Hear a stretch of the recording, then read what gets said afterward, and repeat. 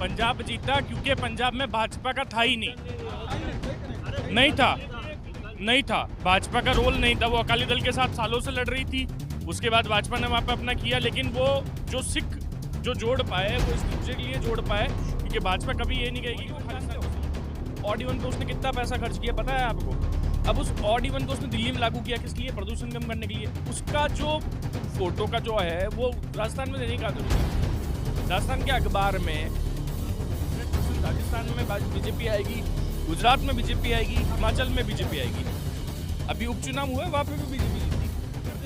केजरीवाल किस जगह? वो तो कह रहा था कि ना, वो तो कह रहा था कि वो गोवा जीत रहा है, नहीं जीता। वो कह पंजाब जीता क्योंकि पंजाब में भाजपा का था ही नहीं था भाजपा का रोल नहीं था। वो अकाली दल के साथ सालों से लड़ रही थी, उसके बाद भाजपा ने वहाँ पे अपना किया, लेकिन वो जो सिख जो जोड़ पाए वो इस दूसरे के लिए जोड़ पाए, क्योंकि भाजपा कभी ये नहीं कहेगी कि वो खालिस्तान को समर्थन करेगी।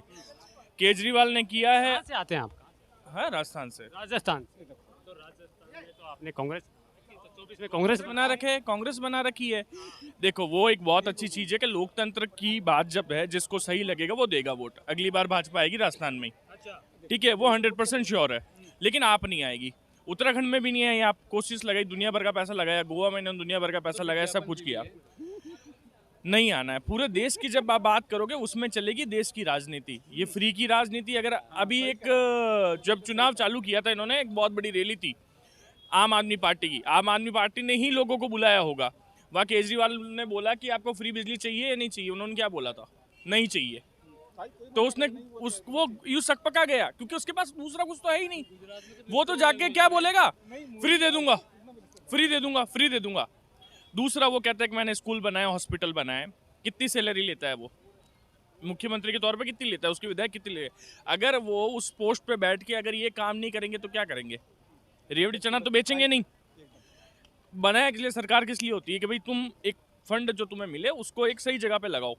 तो वही तो उसने काम किया। अब उसका प्रचार उसने पूरी दुनिया में कर दिया। वो विज्ञापन जीवी है भैया, विज्ञापन पे जो पैसा लगता है। अब ये सब छोड़ो, आप कहोगे कि नहीं फिर भी ठीक है, बनाया तो करना चाहिए, मान लिया आपकी बात, मोदी जी भी करते, उसने भी किया। ऑड इवन जानते हो?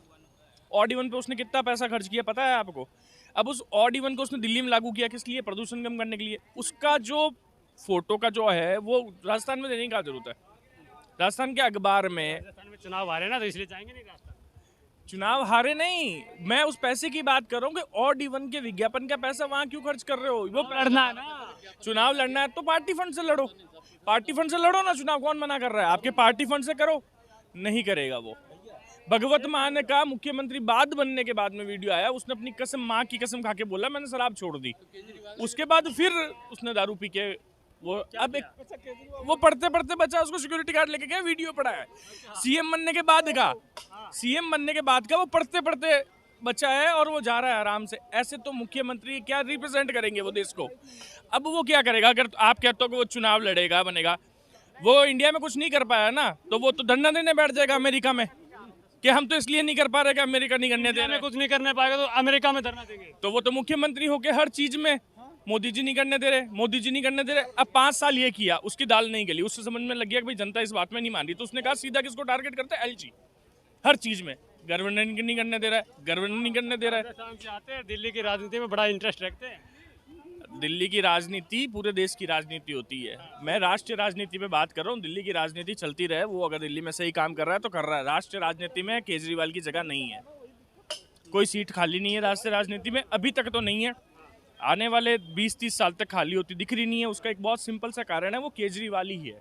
केजरीवाल ने क्या किया जब वो आया था? आने वाली 20-30 साल का आपने रिजर्वेशन करवा दिया, तो किस पार्टी के लिए करवाया? वो बीजेपी है ना।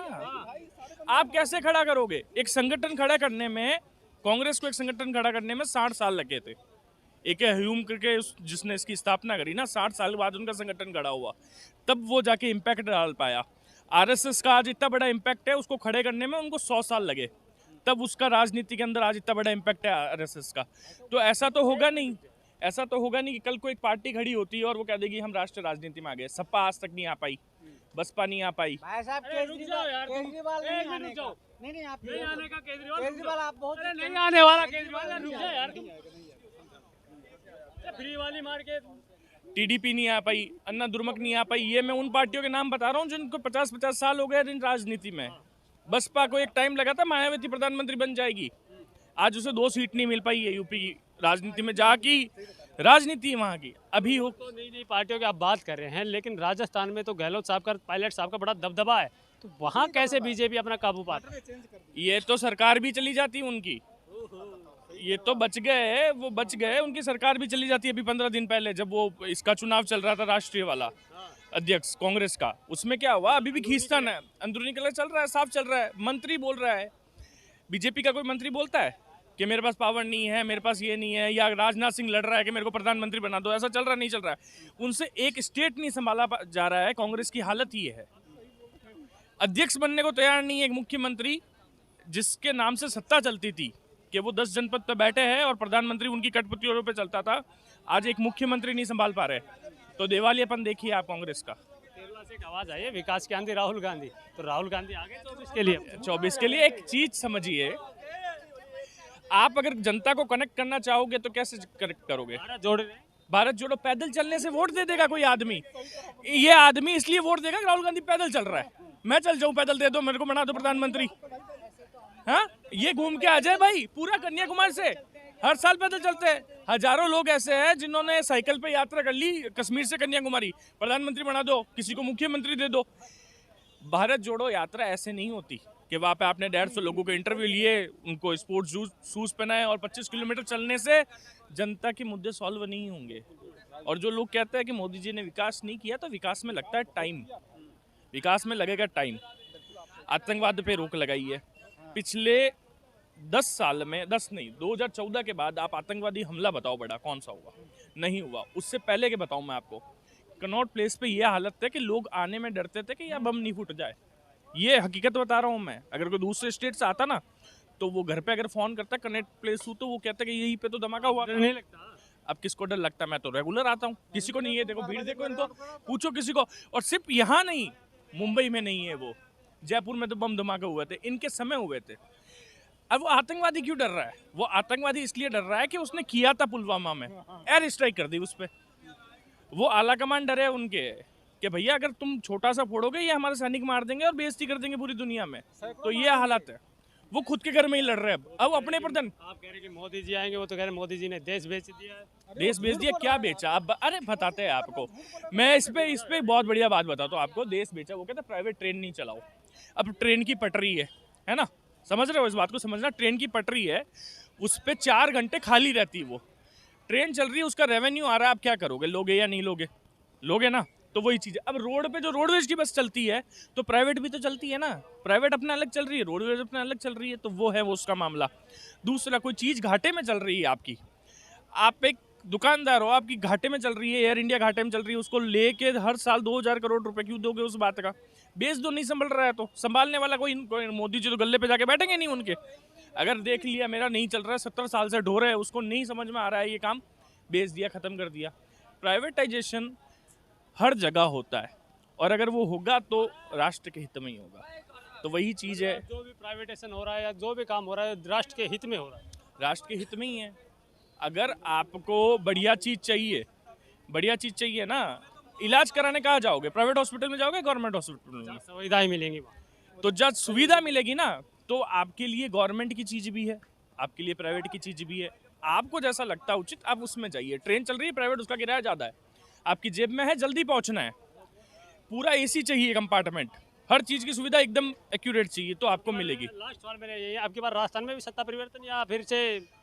राजस्थान में 100% सत्ता परिवर्तन है, भाजपा आएगी और 100% आएगी, क्योंकि जनता समझ रही है ना उस चीज़ को। आप छोड़ दीजिए राजनीति, छोड़ दीजिए, उनको बस इतना समझ में आ रहा है कि जिनको हमने चुन के भेजा वो खुद लड़ रहे हैं अगर, तो वो काम ही क्या करेंगे। वो काम राजस्थान में कुछ भी नहीं हो रहा है। काम वो हो रहा है कि मेरे को इसको नीचा दिखाना है तो मैं ये काम कर दूं, इसको नीचा दिखाना है तो ये काम कर दूं। वही राजनीति चल रही है। और 100% राजस्थान में बीजेपी आएगी, गुजरात में बीजेपी आएगी, हिमाचल में बीजेपी आएगी। अभी उपचुनाव हुए, वहाँ पे भी बीजेपी जीती। लोगों को समझ आ रहा है, जब तक कोई एक अच्छा नेता जिसकी राजनीति मोदी जी जैसी हो, राजनीति इन द सेंस कि वो जो जनता से कनेक्ट कर पाता है, अगर वो मोदी जी जैसा होगा तो वो चुनाव में मोदी जी को टक्कर दे पाएगा, उसके अलावा आप ये सोच रहे हैं कि ममता बनर्जी अगर 10 संगठन का ग्रुप बना के महागठबंधन बना के जीत लेगी, इम्पॉसिबल है। नीतीश कुमार अगर 10 संगठन बना के जीतने की कोशिश करे तो नहीं, आपको एक चेहरा लाना होगा, मोदी के टक्कर में कोई नहीं है।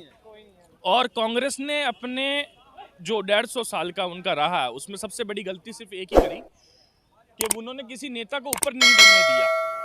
अगर वो नेताओं को ऊपर बढ़ने देते तो शायद वो कनेक्ट कर पाते। उन्होंने आज भी राहुल गांधी को ही प्रोजेक्ट कर रहे हैं, जो योजना है वो राजीव गांधी के नाम पे है, सिर्फ इंदिरा गांधी के नाम पे है, जवाहरलाल नेहरू के नाम पे है। उनके अच्छे अच्छे नेता वो